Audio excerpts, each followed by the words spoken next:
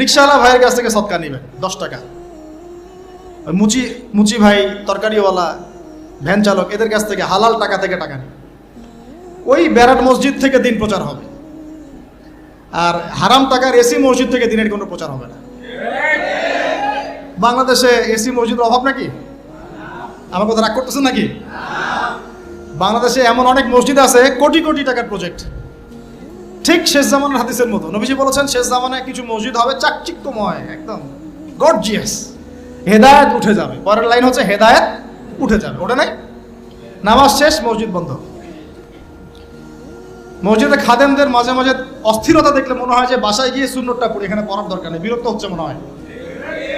নামাজ শেষ হওয়ার পর তাড়াতাড়ি এসি বন্ধ করতেছে, লাইট অফ করতেছে, ফ্যান অফ করতেছে। ভাই তাড়াতাড়ি যান, বিল উঠতেছে। আল্লাহ আমাদেরকে বোঝার তৌফিক দান করুন।